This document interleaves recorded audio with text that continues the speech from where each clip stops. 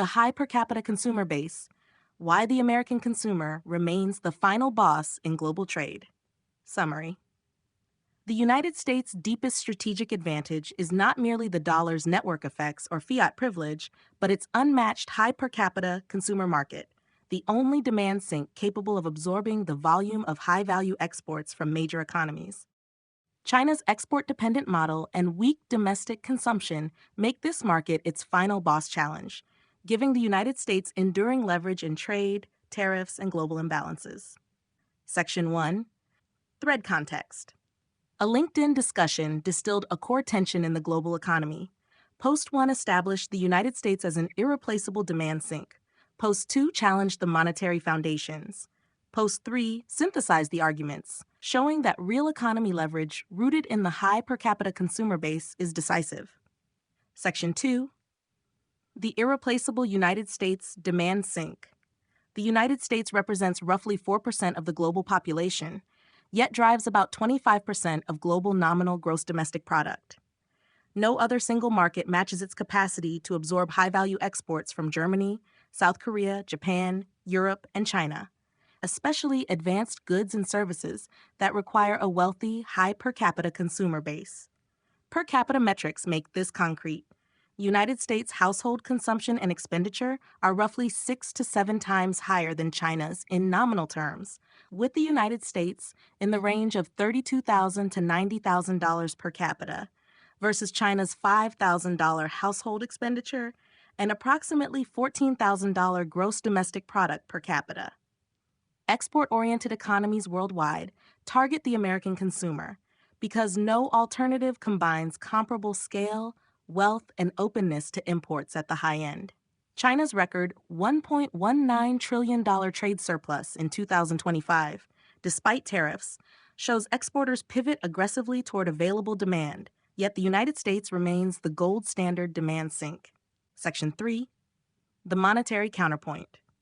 Christian Kunert countered by focusing on value and fragility. You are missing one giant part here: value.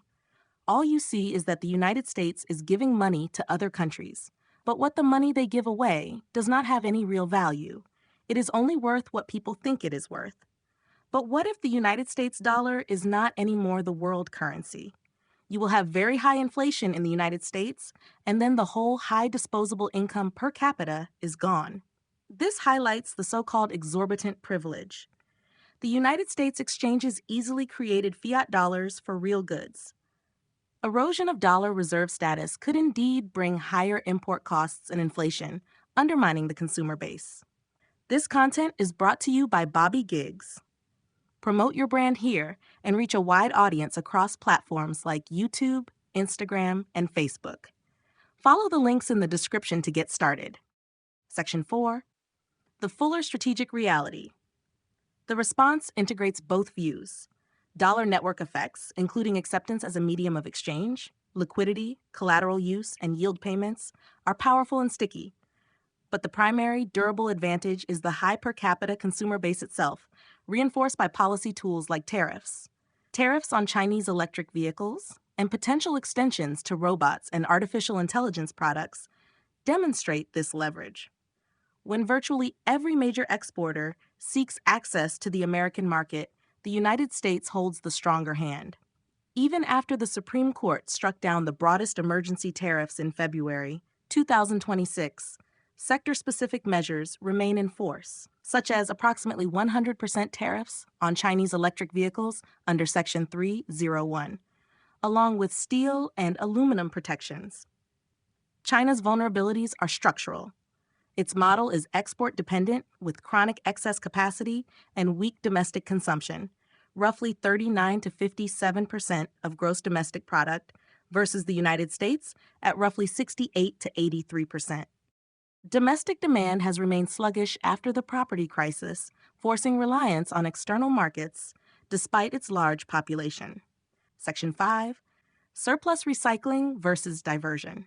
The textbook loop: export to the United States, accumulate surpluses, recycle into United States treasuries and assets, has sustained the system for decades.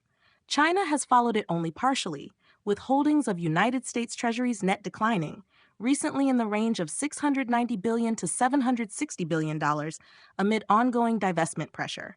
Instead, significant surpluses have flowed into the Belt and Road Initiative and Global South infrastructure. This builds influence and potential future markets, but diverts capital away from recycling into United States and European demand. Recent analyses even describe a great reversal, with China becoming a net extractor of funds from many developing countries, where repayments exceed new lending. From a Western viewpoint, this looks like using surpluses earned from mature consumer markets to fund expansion elsewhere. Some see the Belt and Road Initiative as constructive rebalancing that grows the global pie. Others view it as a strategic choice that risks hollowing out United States and European industries in the transition. Both contain elements of truth, but the immediate power asymmetry favors the side controlling the deepest, wealthiest consumer base. Section 6. Implications. The United States demand sink, high per capita consumption, and policy leverage through tariffs and market access create enduring structural advantage.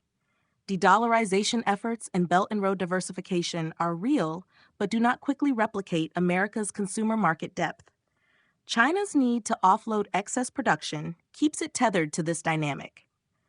This framework explains persistent trade tensions and the logic of protective policies. The dollar's monetary plumbing matters. Network effects matter. But the foundation is the high per capita consumer demand sink, the final boss feature that continues to shape global trade and geopolitics.